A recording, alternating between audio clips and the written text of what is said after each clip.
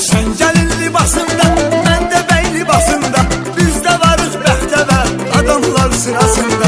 Sevindirir herkesi toy sesi, vanzel sesi, olar şirin körpemiz sevgimizin bəhrəsi.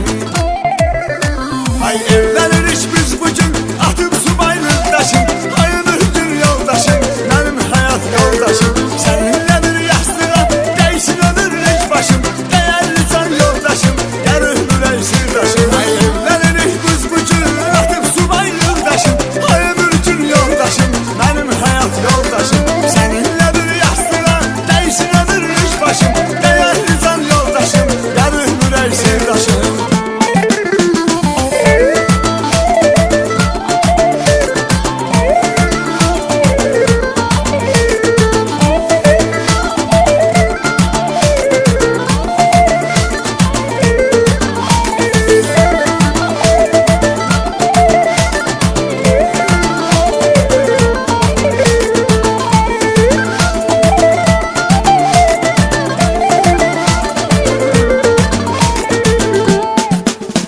Ay şirin körpemiz olsun, senin rezme okşasın, güzel gözleri olsun, senin gözme okşasın. Gözüne bakır gözlerim, batır derinliğimde, sanki huri meleksen beyaz gelinliğimde.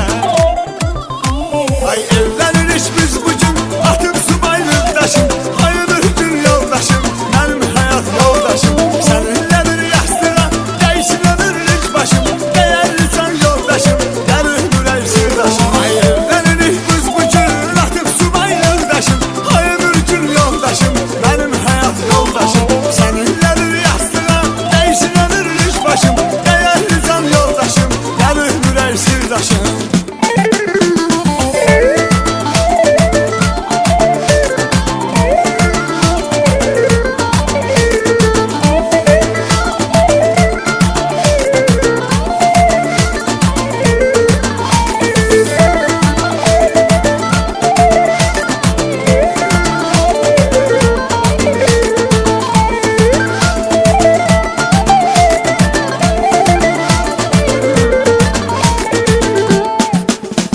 Ay etmemişik xəyanət təmiz duyğularımıza, nə arzu eləmişdik çatdıq arzularımıza. Sən mənim hər şeyimsən, əsl məhəbbətimsən, yaxşı ki taleyimsən, yaxşı ki qismətimsən. Ay evlenirik biz bugün atıp subaylıq daşım, ay ömürdür yoldaşım benim hayat yoldaşım. Seninle bir yastığa değsin ömürlük başım, değerli can yoldaşım gel ömür ey sırdaşım. Ay evlenirik biz bugün atıp subaylıq daşım, ay ömürdür yoldaşım benim hayat yoldaşım.